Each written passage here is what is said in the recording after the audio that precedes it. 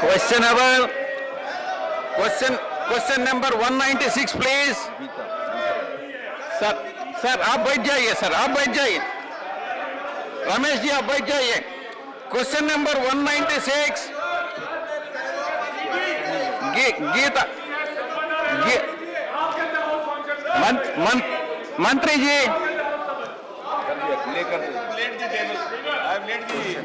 Answer on the table of the house. Supplementary please Geeta ji, first supplementary. माननीय प्रधानमंत्री जी के जवाब से पूर्ण तरीके से संतुष्ट हूँ। मैं आपके माध्यम से बहुत बहुत धन्यवाद देती हूँ। महोदय, मैं आपके माध्यम से जानना चाहती हूँ क्या बिजली उत्पादन में कोयले के विकल्प परमाणु ऊर्जा बन सकती है? माननीय मंत्री जी बताइए। मंत्री जी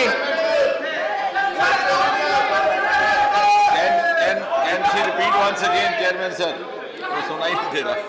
Gita ji kindly repeat.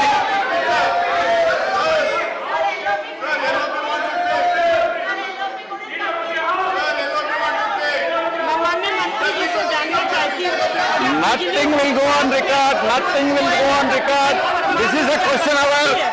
This is a question hour, and all the members have put their efforts and then prepared the questions, and they have come here expecting replies from the government. Please do not waste the time of the house. I will give an opportunity, not now. Now let the question hour be continued. Let the question hour be continued. Please, please, Geeta ji, आप मैं माननीय मंत्री जी से जानना चाहती हूँ क्या बिजली उत्पादन में कोयले का विकल्प परमाणु ऊर्जा बन सकता है?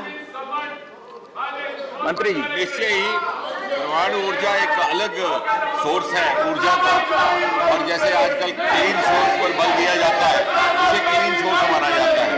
आने वाले समय में जितना अधिक क्लीन एनर्जी का उपयोग होगा, निश्चय ही वही हमारा लक्ष्य भी रहेगा।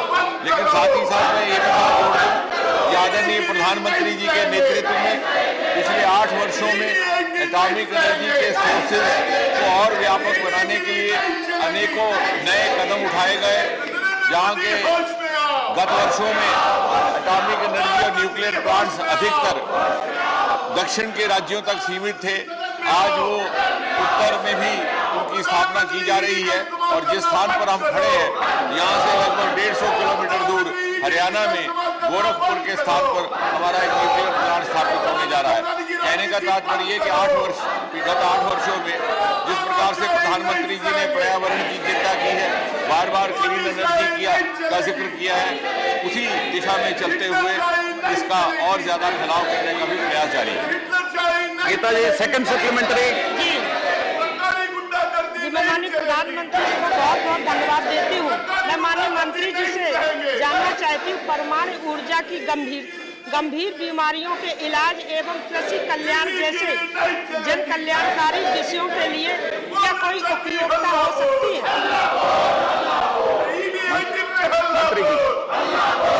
इसमें इसके 2 पहलू रहेंगे।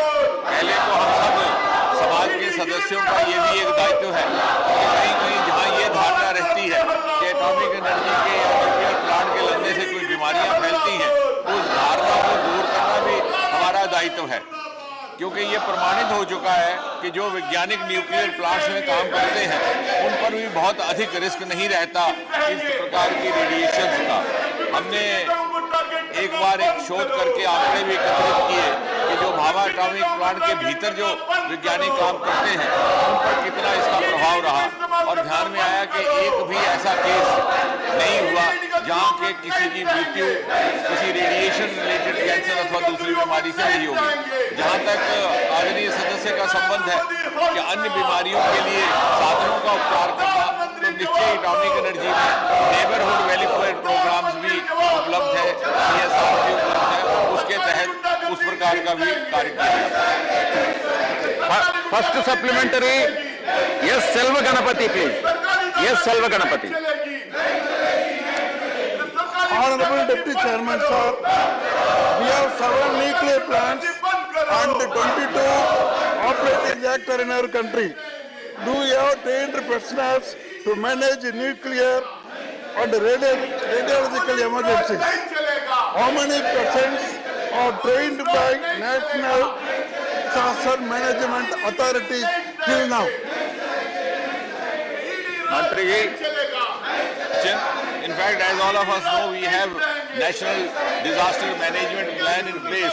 But even more interesting coincidence is that the disaster management program was first time conceived in Gujarat by the then Chief Minister Shri Narendra Modi, and thereafter in 2005 at the center also disaster management plan was put in place.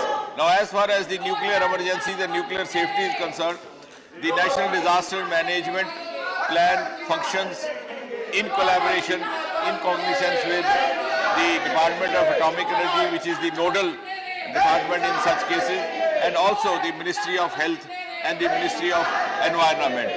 There is an SOP in place.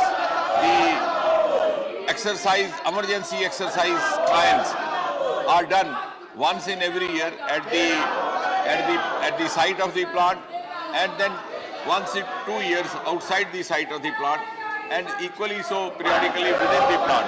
So there is an SOP, and at the same time we are also in understanding with the international conventions of safety. Again, the credit goes to Prime Minister Narendra Modi.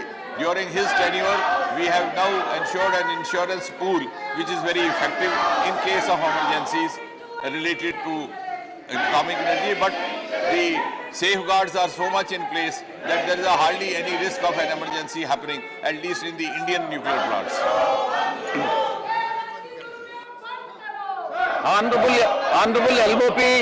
Honorable LOP, please allow the House to proceed and do not disturb the House.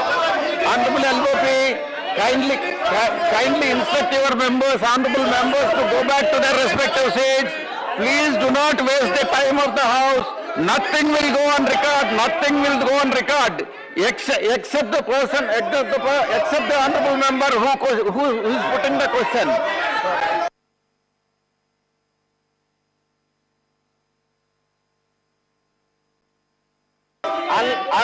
Unless you go back to your respective seats. Unless you go back to your respective seats. Point of order cannot be allowed. Unless you... Please go back to your seats. Please go back to your seats. Second supplementary, please. Please go back. Please go back to your seat. Amar Patnaik ji. Please. Thank you, sir. After this, I will allow. Please sit. Please, no. I will allow LOP after the second supplementary. Please, Amar Patnaik ji, please. Sir, through you, I would like to ask this question to Honorable Minister who has given a detailed reply. कुछ भी record पर नहीं जाएगा. कुछ भी record पर नहीं जाएगा. I will allow. I will give an opportunity. Really talk about. मैं मौका दूंगा. Please. For example, as per the Bhabha Atomic Research Center, there are no hospitals in India designated exclusively for handling of chemical, biological, radiological and nuclear disasters. What is the government's plan to establish health expertise in this regard and such long-term plans? मंत्री जी. As I said, the adage goes that prevention is better than cure. The honourable member would appreciate that even at the time of setting up these plants, all the precautions are taken in order to ensure that no such health hazard happens. We have two important locations. On the western side, we have around Maharashtra. The nearest tsunami location there is somewhere around Karachi, which is about 1500 kilometers. And on the other side, on the eastern side, we have it somewhere in Indonesia. So we are sufficiently placed at a distance where we do not have that risk of tsunami factors interfering and causing some kind of an emergency. Secondly, most of the hospitals otherwise have equipment enough for that, and periodically, even preemptively, as I said, the exercise is done. It's The mock exercises are carried out periodically, every year, twice a year, 3 years, and even after the plant has been established, there is a mechanism in place to test its safety. We follow the principle of safety first, production next. So never in the entire scheme of things, the safety has been sought to be sacrificed at the altar of the production. So what I will try to stress in a single sentence is that on the one hand, all these safeguards are being supplemented. On the other hand, the production is also being extended and enlarged. And we have a mechanism in place whereby even if a hazard happens, automatically the systems come into place. And therefore, India has a better record of nuclear safety compared to many other countries of the world. मैं आपसे आग्रह कर रहा हूं, आप अपने seat पर वापस जाइए। आप अपने I will give an opportunity. Please, unless you go back to your respective seats, nothing will be allowed, nothing will go on record. Please go back to your seats. Please go back to your seats. Please. Ramesh ji, please.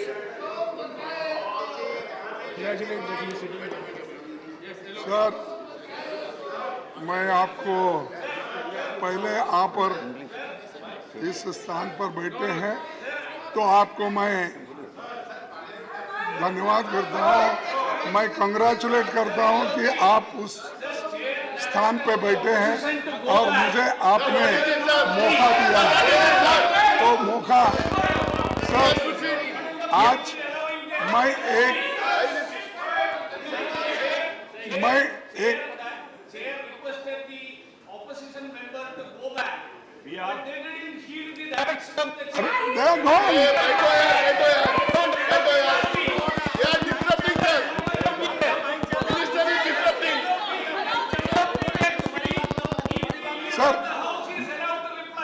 Sir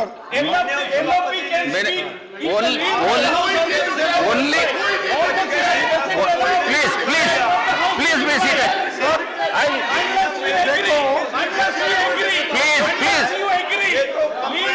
everybody, except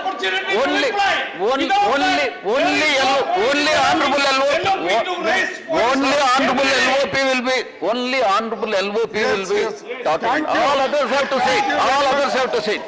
thank you, धन्यवाद आपको। कि sir, what is requested? Please. Please.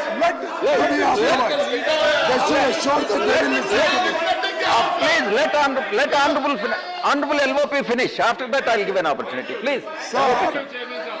Sir, once again, I congratulate you. You have occupied that post, sitting there. I am very thankful to you. You have given me an opportunity to talk. देखिए साहब, ये सदन चल रहा है और parliament में एक सदस्य हूं और leader of the opposition party हूं, लेकिन मुझे इस वक्त पार्लियामेंट जब चल रहा है तो ईडी का समन आता है, आप जल्दी आइए।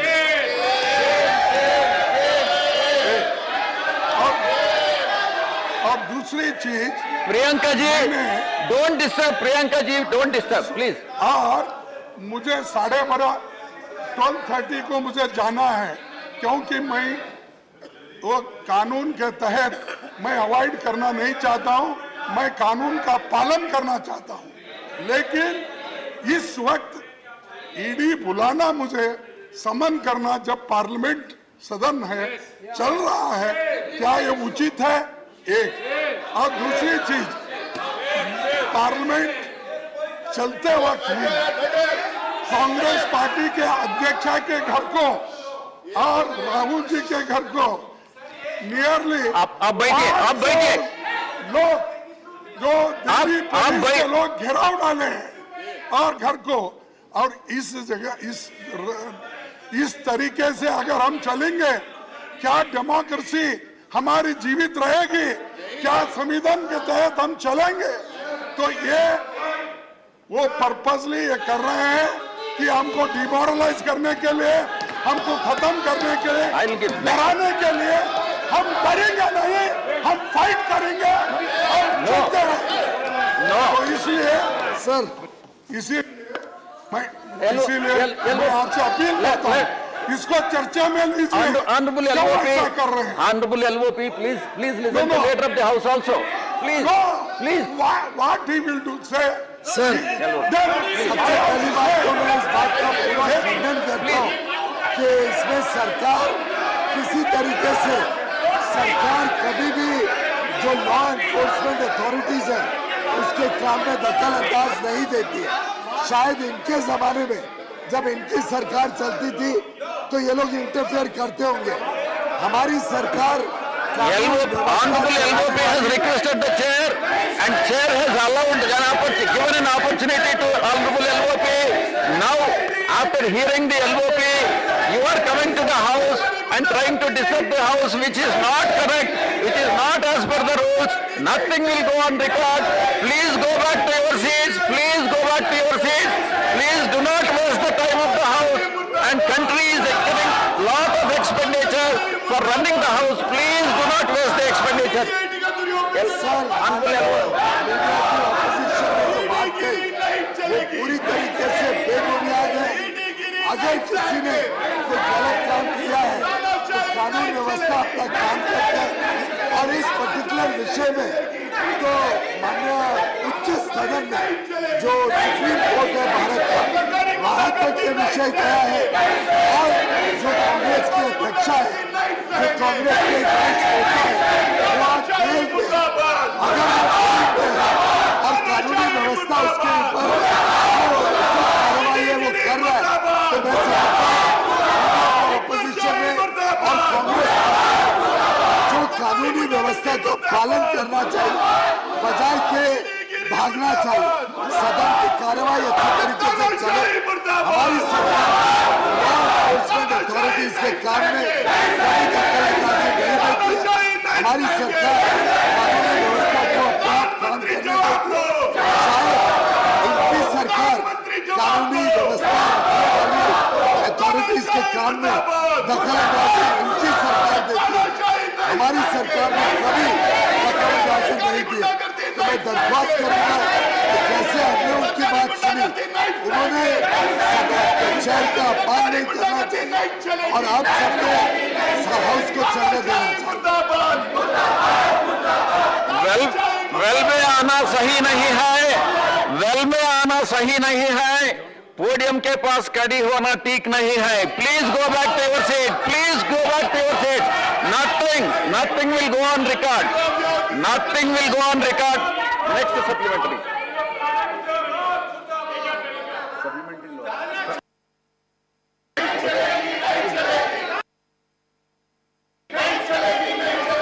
Brijlal, second supplementary, Brijlal.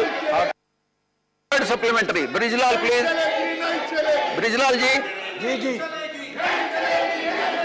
मैं Please carry on. माननीय मंत्री जी से पूछना चाहता हूं महोदय आपके माध्यम से कि जहां न्यूक्लियर और रेडियोलॉजिकल प्रॉब्लम होती है उसके लिए क्या एनडीआरएफ हमारी जिसकी 12 बटालियन है और कुछ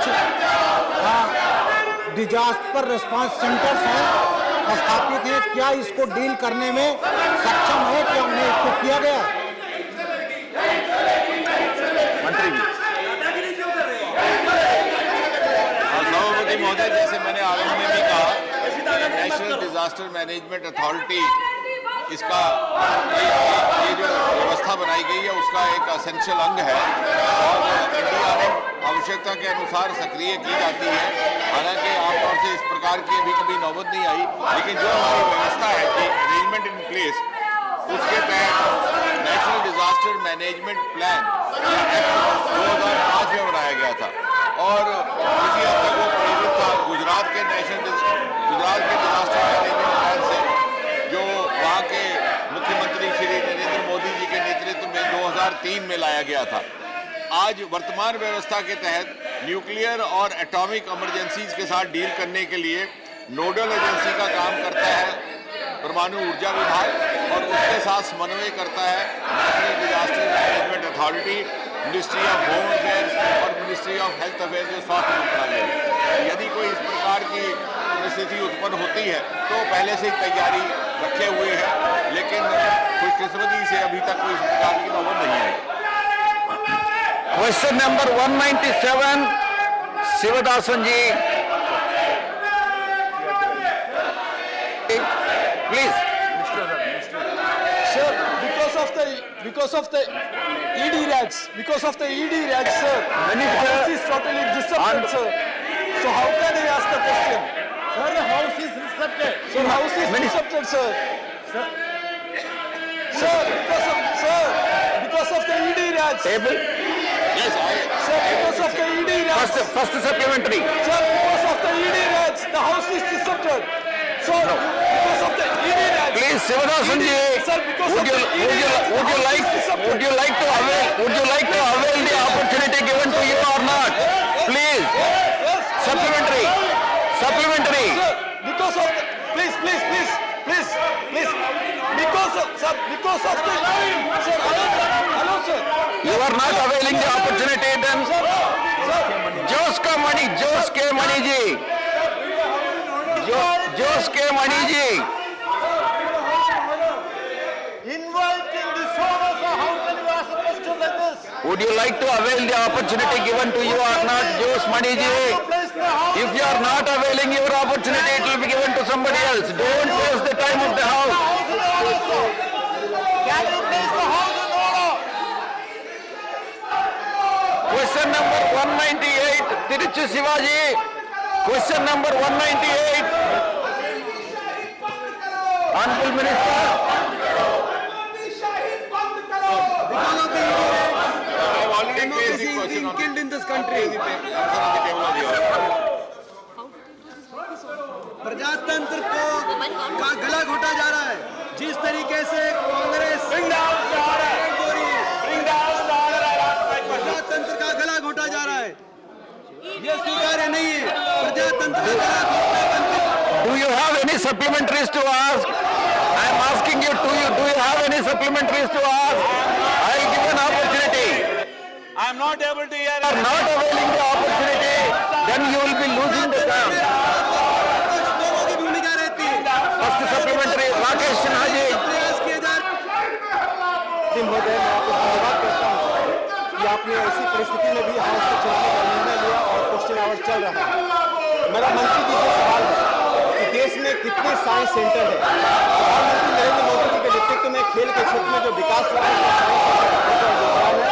और मंत्री जी से इसी से जुड़ा हुआ प्रश्न है, क्या बेगूसराय में जहाँ बैडमिंटन की अच्छी खासी संख्या है, प्रत्येक वर्ष वहाँ मैच होते हैं, बड़ी संख्या में खिलाड़ी हैं, क्या वहाँ साइंस सेंटर खोलने का विचार मंत्री जी करेंगे? मंत्री जी। पूरा देश में 23 NCOE है और उसके साथ साथ 68 STC भी है। इनका जो क्षेत्र के बारे में पूछा गया महोदय कि बेगूसराय में कोई बैडमिंटन का व्यवस्था साई के द्वारा किया जाएगा या नहीं। अगर महोदय राज्य के माध्यम से कोई प्रस्ताव आते हैं तो बिल्कुल हम उसके ऊपर समय समय जैसे विचार करते आए हैं, बिल्कुल उसके ऊपर निश्चित समय पर निश्चित रूप से विचार किया जाएगा। महोदय, आज जहां पर कॉमनवेल्थ गेम्स में हमारे देश के खिलाड़ी, हमारे देश के युवा वहां पर मेडल जीत रहे हैं महोदय, और ये लोग ऐसे हल्ला करके पार्लियामेंट की प्रोडक्टिविटी को हम खत्म कर रहे हैं महोदय।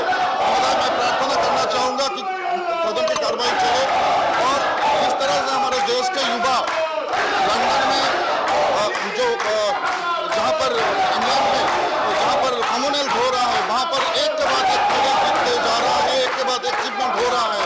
मैं समझता हूँ कि जब स्पोर्ट्स के विषय में चर्चा हो, एटलीस्ट इस टाइम को सदन को चलने दे और देश की युवा स्पोर्ट्स के बारे में सुनने के लिए अधीर आग्रह से अपेक्षा करते हैं। मुझे लगता है कि स्पोर्ट्स के बारे में जब चर्चा होता है तो एटलीस्ट सदन को चलने देना चाहिए। Second supplementary, Abdul Wahab ji. Abdul Wahab ji. Abdul Wahab ji. Third supplementary, Tambidurai ji. Thank you, Mr. Chairman. Please. Statement that the sports is the state subject. and development of the sports activities must be come forward. The state government has to come forward. But yesterday also, our sports minister,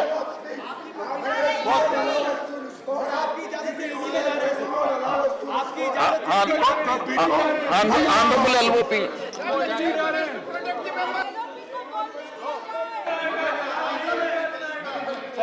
You please carry on. Please carry on.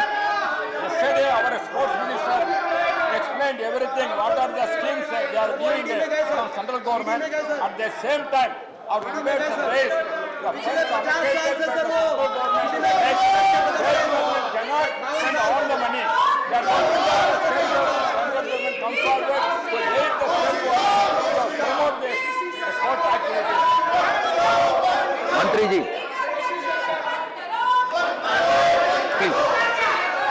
महोदय, जो माननीय वरिष्ठ सांसद जी ने जो प्रश्न पूछा है वो मूल प्रश्न से थोड़ा अलग है, लेकिन मैं ये कहना चाहूँगा कि जिस तरह से पूरा देश में खेल क्षेत्र में प्रगति हो रहा है, कई जो स्टेट है वो केंद्र के साथ साथ वो अपना जो खेल क्षेत्र है, जो खेल क्षेत्र की इंफ्रास्ट्रक्चर है, उसको डेवलपमेंट करने का प्रयास करते हैं और बहुत सारा जो स्टेट्स है वहाँ पर खेल की बहुत अच्छा व्यवस्था भी किया गया है। इसके विषय में मैं जिस तरह से उड़ीसा में जिस तरह से हॉकी के क्षेत्र में डेवलपमेंट आया है, जिस तरह से केरल से लेकर पंजाब और हरियाणा में भी मैं खेल क्षेत्र में रेसलिंग में और बैडमिंटन में डेवलप आया है, मुझे लगता है कि बाकी स्टेट को भी दूसरे स्टेट का जो अपना प्रतिवेशी का बेस्ट प्रैक्टिसेस जो है उसको लेना चाहिए। और जिस तरह से भारत के युवा बढ़ चढ़ कर अभी स्पोर्ट्स में हिस्सा ले रहे हैं, माननीय प्रधानमंत्री जी का जो मार्गदर्शन पर अभी भारत एक युवा शक्ति के रूप में उभर कर आया है और एक स्पोर्टिंग नेशन के रूप में पूरा विश्व पटल पर महोदय उभर कर आया है। और मुझे लगता है कि हर एक राज्य जिस तरह से हर एक राज्य के युवा इसमें बढ़ चढ़ कर हिस्सा लेना चाहते हैं, मुझे लगता है कि केंद्र के साथ सभी राज्यों को आना चाहिए और ये खेल क्षेत्र में एक विप्लव, एक अच्छा जो है एक रेवोल्यूशन लाना चाहिए महोदय। और महोदय, मैं इसके साथ साथ ये भी कहना चाहूँगा, जिस तरह से बर्मिंघम में हमारे खिलाड़ी, देश की नौजवान, जिस तरह से हमारे एथलीट जिस तरह से एक के बाद एक मेडल जीत रहा है, मुझे लगता है कि सदन की जो वरिष्ठ सदस्य है उनको खेल क्षेत्र में सुनने के लिए देश की पूरा युवा आबादी बैठा है, उन लोगों को खेल क्षेत्र के बारे में, स्पोर्ट्स की चर्चा के विषय में सुनने देना चाहिए, ना बल्कि जिस तरह से ये लोग पार्लियामेंट की प्रोडक्टिविटी को खत्म कर रहा है। मुझे लगता है ना तो इनके स्पोर्ट्स पर कोई रुचि है, ना ये चाहता है कि देश के युवा आगे बढ़े, सिर्फ इनको अपना मतलब से मतलब है महोदय। मैं आज आप देखिए, चाहे ओलंपिक हो, चाहे पैरालंपिक हो, चाहे डेफ ओलंपिक में हो, आज भारत की खिलाड़ी देश की तिरंगा को विश्व पटल पर ऊंचा ला रहा है महोदय। जिस तरह से भारत की खिलाड़ी, चाहे वो टोक्यो हो या चाहे वो बर्मिंघम हो, एक के बाद एक किस तरह से मेडल जीतकर देश के नाम ऊंचा कर रहा है। और हम लोगों को लगता है कि खेल क्षेत्र के विषय में जब भी सदन में चर्चा हो, तब सभी को राजनीति से ऊपर आकर, मंत्री जी प्लीज बी ब्रीफ, राजनीति से ऊपर आकर सभी को उस चर्चा में शामिल होना चाहिए महोदय। नमस्कार। अनिल जैन जी।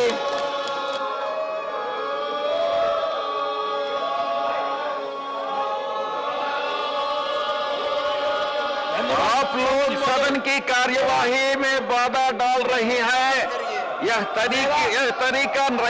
तरीका ठीक नहीं है। Please go back to your seats. I request you, मैं आग्रह कर रहा हूं, please go back to your respective seats please.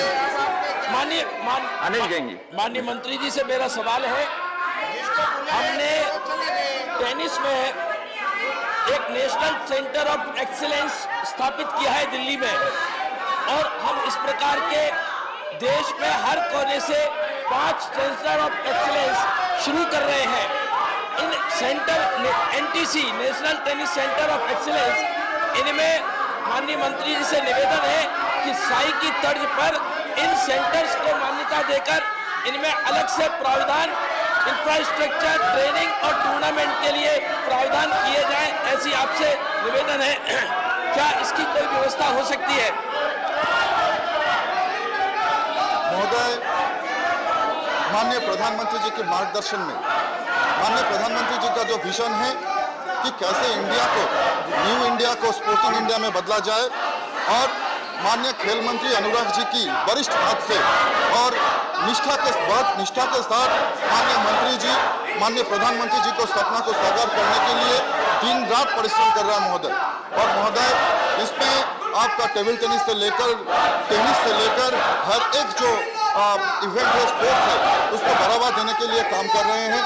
और बहुत सारे ऐसे जो टेनिस के जो इंस्टीट्यूशन है, उसको भी, उसके तरफ से भी बहुत सारा प्रपोजल आ चुका है। अगर कोई प्रपोजल आएगा तो निश्चित समय पर निश्चित रूप से उसका जो निश्चित विचार है वो भी किया जाएगा। और मैं महोदय ये बोलना चाहूँगा कि आज के मूल विषय जो है वो कोचेस का जो साई में कोचेस का रिक्रूटमेंट है उसको लेकर है। और मैं इसके बारे में भी बोलना चाहूँगा कि कोचेस, खिलाड़ी की कोचेस को हम गुरु मानते हैं। जैसे एक खिलाड़ी की जो अचीवमेंट्स है उसका पीछे एक कोचेस का हाथ रहता है। और भारत का परंपरा ये रहा है कि हमेशा गुरु वंदना करना, भारत का जो कल्चर है, भारत का जो कृष्टि है, वो हमेशा गुरु को सम्मान करते हैं, गुरु को पूछते हैं। गुरु ब्रह्मा गुरु विष्णु गुरुदेव महेश्वर गुरुदेव परम ब्रह्म तस्मै श्री गुरुदेव नमः।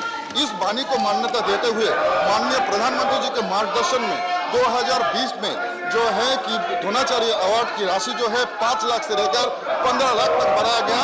इससे पता चलता है माननीय महोदय की, माननीय प्रधानमंत्री जी का क्या विजन है, क्या लक्ष्य है, किस तरह से देश की प्रगति के लिए, किस तरह की खेल की प्रगति के लिए माननीय प्रधानमंत्री काम कर रहा है। और देश को विश्व पटल पर पुनर्स्थापित करने के लिए, देश को विश्व पटल पर विश्व गुरु के रूप में लाने के लिए माननीय प्रधानमंत्री किस तरह से काम कर रहे हैं महोदय।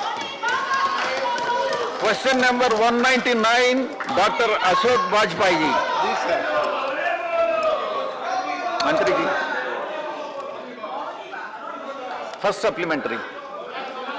महोदय, आपके माध्यम से मैं माननीय मंत्री जी से जानना चाहूँगा, इस समय देश के सर्वोच्च न्यायालय में, विभिन्न उच्च न्यायालयों में और लोअर कोर्ट में जजेस के कितने पद रिक्त हैं, तथा इस समय कितने मुकदमे इन न्यायालयों में विचाराधीन हैं। माननीय, ये मेरा प्रश्न। माननीय उपसभापति महोदय, जैसा माननीय सदस्य महोदय ने बहुत ही रेलिवेंट सवाल पूछा है कि सुप्रीम कोर्ट, हाई कोर्ट और लोअर कोर्ट में कितने जजों की संख्या रिक्त है, और सुप्रीम कोर्ट और हाई कोर्ट और लोअर कोर्ट में कितने मुकदमे विचाराधीन हैं। इस संदर्भ में मैं कहना चाहूँगा कि हमारे लोअर कोर्ट में 2022 तक स्वीकृत संख्या जजों की 19,518 है। 2014 में थी, 2022 में ये संख्या 24,631 थी। वर्तमान में 5,113 स्वीकृत संख्या है, और कार्यरत संख्या जो है वो 4,173 है, और रिक्त पदों की संख्या 940 है। इसी प्रकार से महोदय, सुप्रीम कोर्ट में जजों की संख्या जो है वो 34 है, और इस समय जो कार्यरत सुप्रीम कोर्ट में माननीय न्यायाधीश हैं वो 31 हैं, और इस प्रकार से 3 सुप्रीम कोर्ट में जजों की संख्या रिक्त है। इसी प्रकार से हाई कोर्ट में 2022 तक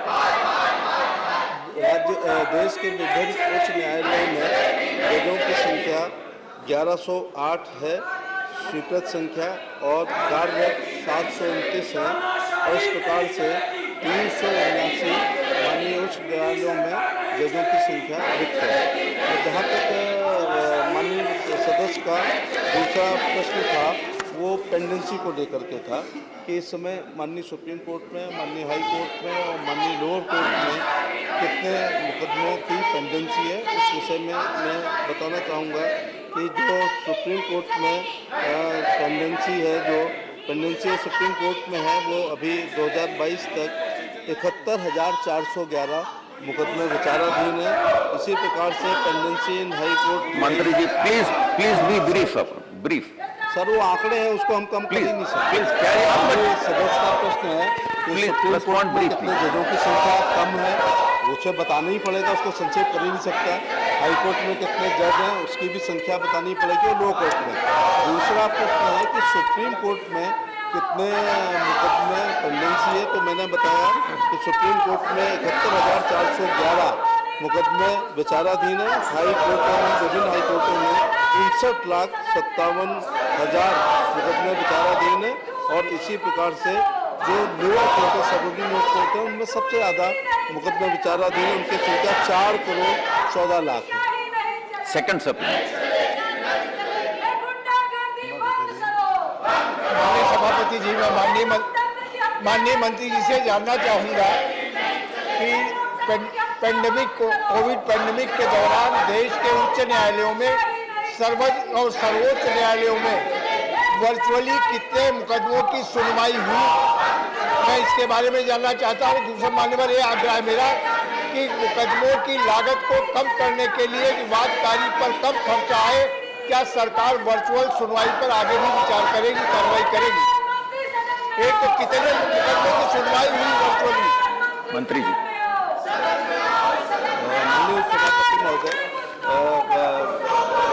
कोविड के दौरान वर्चुअल कोर्ट के द्वारा सुनवाई हुई है, और वर्चुअल कोर्ट की संख्या 21 है। नंबर ऑफ स्टेट और जो यूनियन टेरिटरीज हैं उनमें 17 है, और नंबर ऑफ केस जो है through virtual court as on 2 अगस्त 2022 तक, यानी कल तक इनकी संख्या 1.79 करोड़ है, और ऑनलाइन फाइन रिलीज जो through virtual courts as on 2 अगस्त के द्वारा 284.88 करोड़ रुपए है।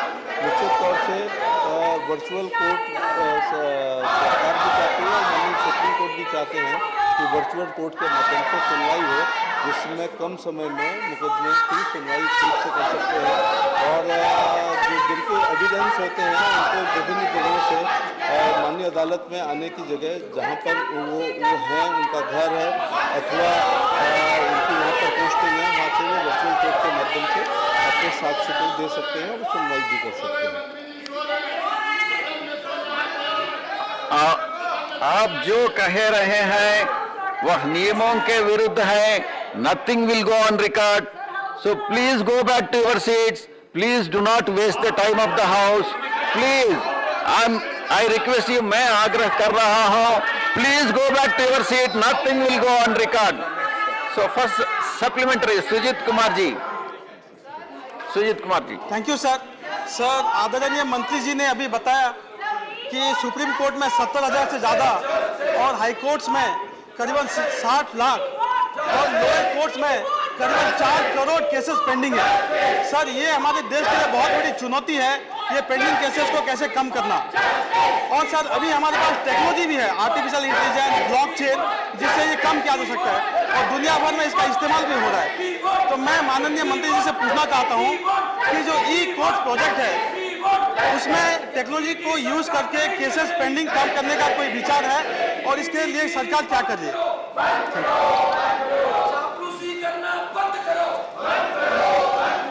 मंत्री जी। महोदय, इस संबंध में ई-कोर्ट जो है हम लोगों ने मुकदमों के जल्दी निपटान के लिए बहुत सारे काम किए हैं। ई न्यायालय मिशन परियोजना चल रही है, जिसमें वाइड एरिया नेटवर्क का उपयोग किया जा रहा है, केस इंफॉर्मेशन प्रणाली का इस्तेमाल कर रहे हैं, वीडियो कॉन्फ्रेंसिंग के द्वारा मुकदमों को सुना जा रहा है। उसी प्रकार से ई फाइलिंग भी की जा रही है। इन सबके माध्यम से केसों के निपटान में जो है जल्दी समय बच रहा है। ई भुगतान भी हो रहा है। ई सेवा केंद्रों के द्वारा भी कानूनी सलाह दी जा रही है। ई कोर्ट सेवाएं जैसे आप बता रहे हैं, ई कोर्ट परियोजना कृषि के रूप में SMS push and pull Dainik 2 lakh SMS भेजे गए हैं। हमने ईमेल के द्वारा बहुभाषीय और विश्वसनीय ई कोर्ट सेवा पोर्टल जो JSC न्यायिक सेवा केंद्र सूचना प्रयोग के माध्यम से वकीलों वादियों को निपटाने की स्थिति भी पैदा कर रही है। और sir, bar council of India ने जो है आर्टिफिशियल इंटेलिजेंस और ब्लॉकचेन को LLB कोर्स में पढ़ाने की अनुमति दी है। निर्णय और आदेश कोर्ट पोर्टल भी हुआ है, जस्टिस क्लॉक्स भी है, ICC योजना भी है। मैं बताना चाहूँगा कि कोर्ट के द्वारा भी हो रहा है और सरकार मुकदमों में कैसे जल्दी निपटारा हो सके उसके संबंध में सरकार के द्वारा जो प्रयास किए जा रहे हैं उसमें जिला और अधीनस्थ न्यायालयों के न्यायिक अधिकारियों के लिए बुनियादी ढांचे में सुधार हो रहा है। बेहतर न्याय वितरण के लिए सूचना और संचार प्रौद्योगिकी का लाभ उठाया जा रहा है। उच्चतम न्यायालय, उच्च न्यायालय और जिला अधीनस्थ न्यायालयों में रिक्त पदों की भर्ती भी की जा रही है। इसी प्रकार से बकाया समितियां जो एरियर्स कमेटीज के माध्यम से मामलों की पेंडेंसी में भी कमी आ रही है। वैकल्पिक विवाद समाधान ADR पर भी जोर दिया जा रहा है।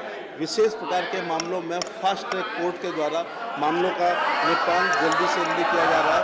इस प्रकार से माननीय सरकार प्रयासरत है कि जो विचाराधीन मुकदमे हैं उनकी पेंडेंसी में कमी आए। इंफ्रास्ट्रक्चर के लिए भी 900 करोड़ रुपए मोदी सरकार ने दिया है।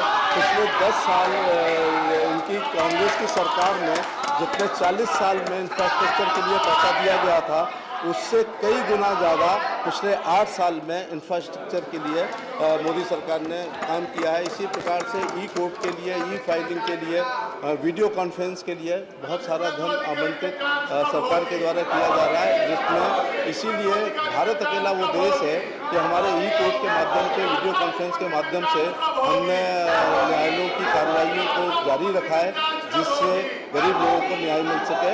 और भारतीय जनता पार्टी जो अंत्योदय पर जिसका आधार है, नरेंद्र मोदी जी ने न्यायिक अंत्योदय भी करने का काम किया है कि अंतिम पायदान पर खड़े हुए गरीब व्यक्ति को टेलीलॉ के माध्यम से, प्रो बोनो स्कीम के माध्यम से, न्याय बंधु के माध्यम से अंतिम व्यक्ति को भी कानूनी सहायता मिल सके, ऐसा हम लोग कर रहे हैं। नेक्स्ट सप्लीमेंट्री विजयपाल सिंह तोमर जी। विजयपाल सिंह तोमर। सभापति महोदय, पश्चिमी उत्तर प्रदेश के वादकारियों के लिए 700 किलोमीटर दूर इलाहाबाद हाईकोर्ट में जाना पड़ता है, जो बहुत खर्चीला है।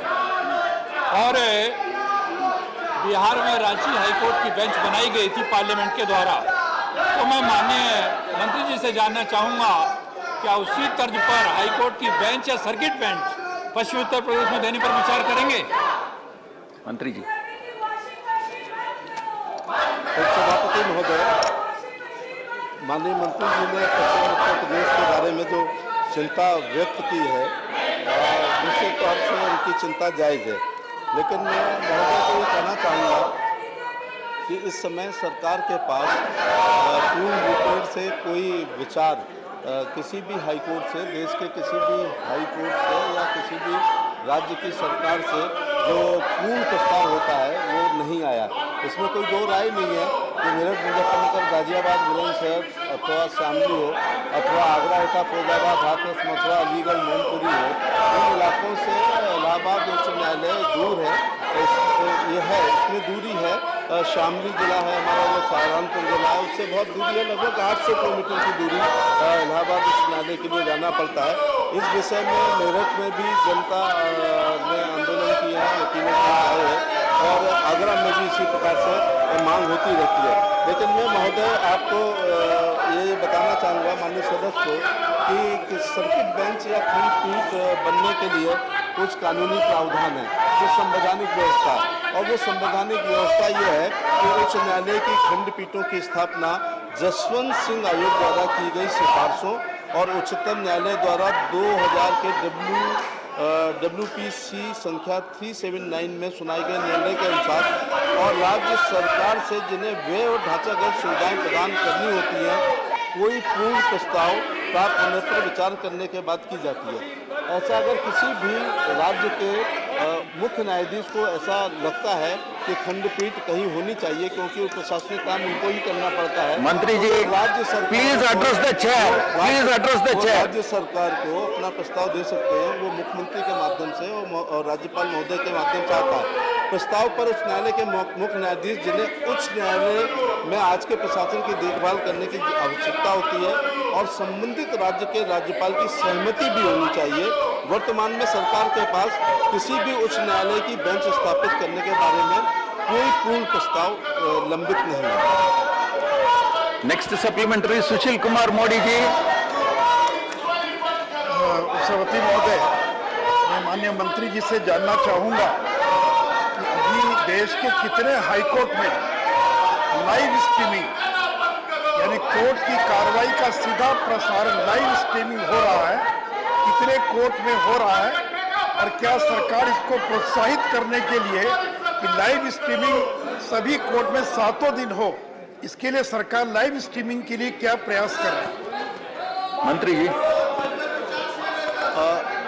उपसभापति महोदय, सीधा प्रसारण के लिए अभी एकदम मेरे पास संख्या नहीं है कि कितने हाईकोर्ट में इस प्रकार की व्यवस्था है, लेकिन मोदी सरकार ने अभी इस प्रकार से बहुत सारा धन आवंटित किया गया है इंफ्रास्ट्रक्चर के लिए, वीडियो कॉन्फ्रेंस के लिए, लाइव टेलीकास्ट के लिए, ऐसे लेकिन एक ऐसा पोर्टल डेवलप किया गया है कि जिसके माध्यम से लोग माननीय उच्च न्यायालय और उच्चतम न्यायालय की कार्रवाई का सीधा प्रसारण देख सकते हैं। इस मामले में एग्जैक्ट संख्या में माननीय सदस्य महोदय को भेज दूंगा कि कितना हाई कोर्ट ने इस प्रणाली को अडॉप्ट किया है, लेकिन सीधा प्रसारण हाई कोर्ट और माननीय सुप्रीम कोर्ट की कार्रवाई को सीधे देखने के लिए व्यवस्था है। क्वेश्चन नंबर 200, श्री इरन्ना खलाड़ी प्लीज। मंत्री जी, फर्स्ट सप्लीमेंट्री। धन्यवाद महोदय। वर्तमान में ईएसआईसी के पास 1 लाख रिजर्व फंड है, जिसमें बहुत कम राशि स्वास्थ्य की मामूली सुविधाओं को बनाने में इस्तेमाल हुई है। मेरा मंत्री जी से प्रश्न है कि क्या सरकार इस फंड का प्रयोग हर जिले में एक ईएसआईसी अस्पताल या डिस्पेंसरी खोलने के लिए करेगी, और यदि हाँ तो कितने समय सीमा में यह काम हो सकेगा? मंत्री जी। माननीय उपसभापति महोदय, ईएसआईसी अस्पताल का जो निर्माण है वो ईएसआईसी एक्ट के माध्यम से होता है, और इसके लिए जो संबंधित निर्णय है वो बोर्ड के द्वारा दिए जाते हैं। जहाँ तक नए अस्पताल खोलने का विषय है, अभी पिछले दिनों हैदराबाद में आयोजित हुई ईएसआईसी के बोर्ड में कुछ अस्पतालों को सैंक्शन किया गया, पर ईएसआईसी अस्पतालों को जो सैंक्शन करने की जो प्रक्रिया है उसके अंतर्गत निश्चित आईपी की संख्या के हिसाब से हम जा रहे हैं। पिछली ईएसआईसी के बोर्ड में ईएसआईसी का हमने आयुष्मान योजना के लाभार्थियों को भी लाभ देने का फैसला किया है, और निश्चित रूप से नए सोशल सिक्योरिटी कोड लागू होने के बाद देश के हर जिले तक हम ईएसआईसी की सुविधाओं को लेकर के जा रहे हैं। Second supplementary. ईएसआईसी के मापदंडों के अनुसार 100 बेड का अस्पताल बनाने के लिए 25 किलोमीटर के दायरे में 50,000 बीमित व्यक्ति होना चाहिए। बेलगाम में ये संख्या 1 लाख है, फिर भी यहाँ 50 बेड का अस्पताल है। यहाँ इमारत बहुत खराब अवस्था में है, इसलिए national institute of technology Tiruchirappalli ने ईएसआईसी बेलगावी की इमारत को तोड़ने की सिफारिश की है। मेरा मंत्री जी से प्रश्न है कि क्या सरकार बेलगाम में इस पुराने अस्पताल को तोड़कर एक नया 100 बेड का अस्पताल बनाने का कोई विचार कर रही है क्या? बेलगाम जिला महाराष्ट्र, गोवा और कर्नाटक के सीमा पर स्थित है। यहाँ ईएसआईसी अस्पताल बनाने में 3 राज्यों को लोगों को फायदा होगा। मंत्री जी। माननीय सदस्य महोदय ने स्पेसिफिक बेलगांव का विषय पूछा है। ये जो स्पेसिफिक बेलगांव का विषय मैं उनको पत्र के द्वारा सूचित करूँगा।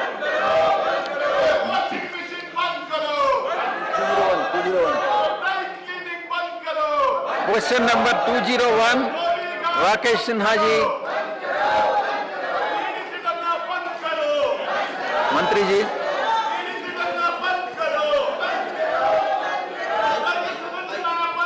Answers been placed on the table of the House. सभापति महोदय, संस्कृति मंत्रालय पिछले वर्षों से देश में ऐतिहासिक काम कर रही है। खासकर के इस अमृत महोत्सव में माननीय प्रधानमंत्री नरेंद्र मोदी जी ने जिस प्रकार से संस्कृति मंत्रालय को एक प्रेरणा के स्वरूप में अमृत महोत्सव मनाने का काम दिया है, उसमें इसकी प्रगति बहुत अच्छी है। मैं मंत्री जी से जानना चाहता हूँ कि सूक्ष्म संस्कृतियों से सभ्यता का निर्माण होता है।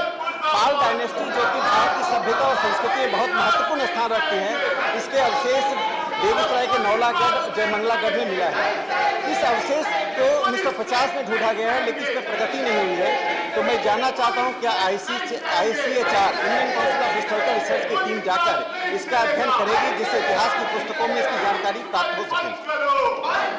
मंत्री जी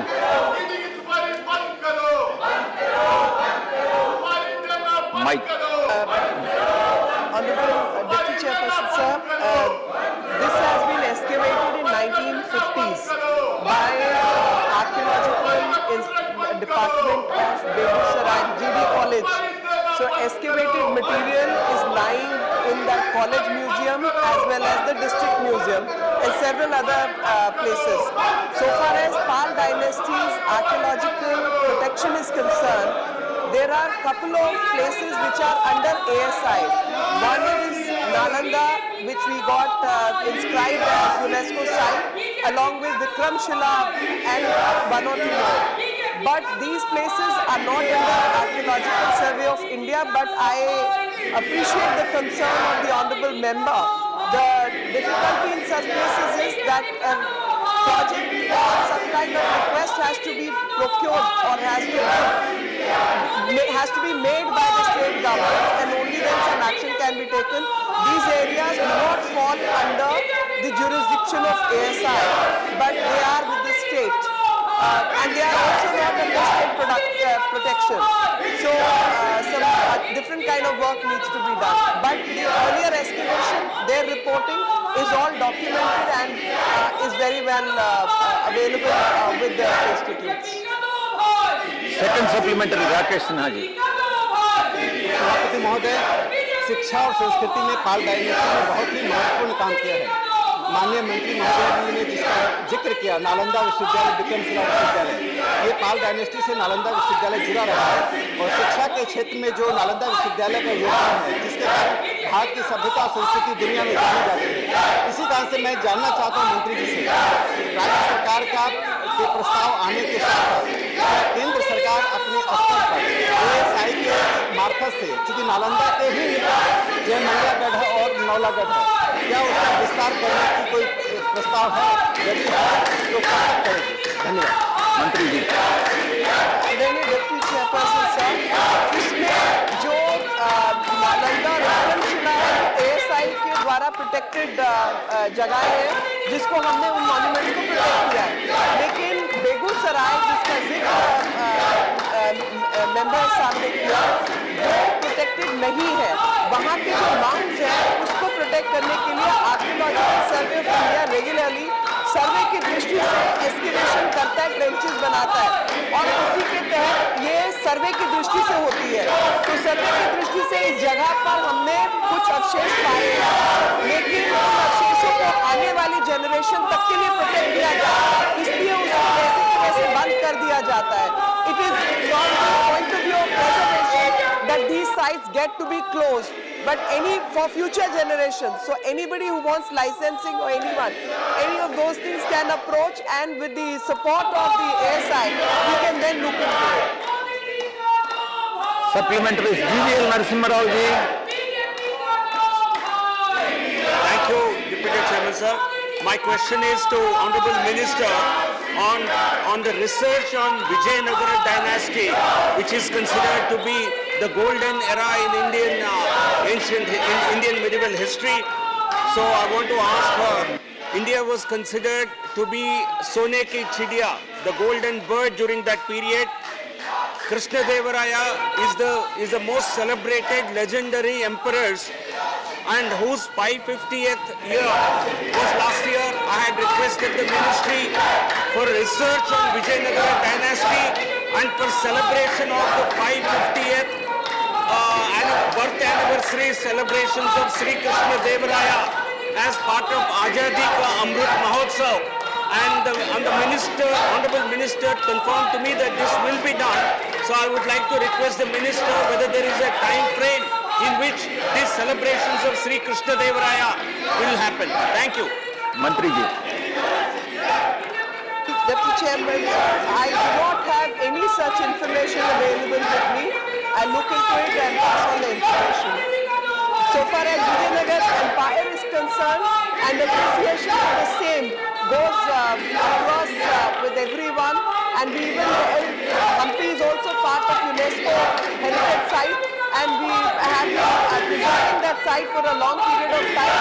But any further research or anything, I do not have any such information. If at all there is anything, I'll pass it on to the member. Please, Ramesh ji, you are a veteran leader. You are senior most leader. What is happening in the? See, I'm telling you, आप जो कह रहे हैं वह नियमों के विरुद्ध है. आप जो कह रहे हैं नियमों के विरुद्ध. Please go back to your seat. Nothing will go on record. You are a veteran leader. You are. Please tell your members to go back to the respective seats. Next. Question number 202, Yalamaram Karim ji. Question number 202, Yalamaram Karim ji. Mantri ji. रखा गया उपसभापति जी.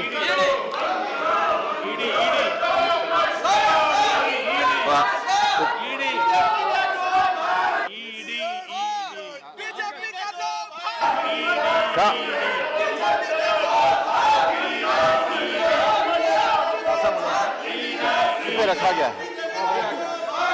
माननीय उपसभापति जी, उत्तर सभापति पे रखा गया है. मेरा ये कहना है कि बहुत महत्वपूर्ण प्रश्न है. देश के असंगठित श्रमिक जो हैं उनके लिए जो सरकार की कल्याणकारी योजनाएं हैं उसके लिए ई श्रम पोर्टल बनाया गया है.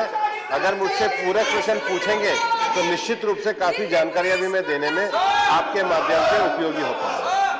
कामाख्या प्रसाद. चेयरमैन सर, मंत्री जी ने You have not availed your opportunity. We have given opportunity to you. You have not availed. Then your name was called. You were not. You did not. सरकार में वुमेन्स प्रसाद जी, प्लीज. महिलाओं को सुरक्षित करने के लिए व्यवस्था किया है. मैं मंत्री जी से जानना चाहता हूँ, वो तो संख्या दी है विस्तृत रूप से, क्या चाय बागानों में जो टेम्पररी वर्कर्स है और असंगठित जो महिला है जो चाय बागानों में काम करते हैं उनके लिए कुछ व्यवस्था है या है? तो इस समय वो क्या क्या है, काइंडली इसको थोड़ा विस्तृत से बताएं. मंत्री जी. ने उपसभापति जी, असंगठित क्षेत्र में काम करने वाले सभी कामगारों के लिए सोशल सिक्योरिटी कोड के अंतर्गत व्यवस्था की गई है. सोशल सिक्योरिटी कोड के अंतर्गत इनको वेज वर्कर की श्रेणी में लाया गया है. भारत सरकार के द्वारा असंगठित क्षेत्र में काम करने वाले सभी श्रमिकों के रजिस्ट्रेशन के लिए एक ई श्रम पोर्टल का भी रजिस्ट्रेशन किया गया है. असंगठित क्षेत्र में काम करने वाली महिलाएं भी विशेष रूप से जो प्रवासी मजदूर और डोमेस्टिक मजदूर हैं, माइग्रेंट मजदूरों का एक अलग से सर्वे इस समय देश में चल रहा है. जो महिलाएं विशेष रूप से डोमेस्टिक क्षेत्र में काम करती है उसके लिए भी लेबर डिपार्टमेंट के द्वारा एक सर्वे करवाया जा रहा है ताकि असंगठित क्षेत्र में काम करने वाली महिलाओं के कामकाज की स्थिति में सुधार किया जा सके. और सरकार को उस सर्वे के जो परिणाम आने वाले हैं, जो सर्वे आने वाला है, सरकार उसको करवा रही है.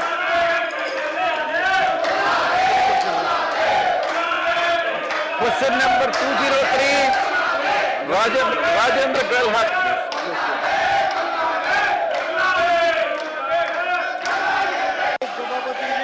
मंत्री जी.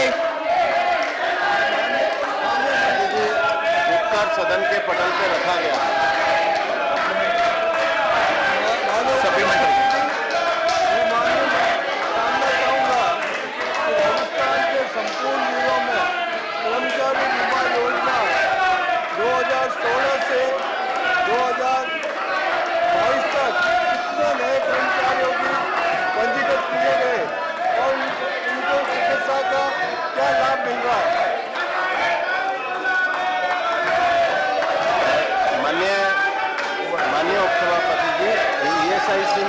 पंजीकरण की प्रक्रिया है, उसके अंतर्गत आईपी रजिस्टर करवाए जाते हैं और आईपी रजिस्टर करने की जो संख्या है वो Question hour is over. House stands adjourned till 2 p.m. Thank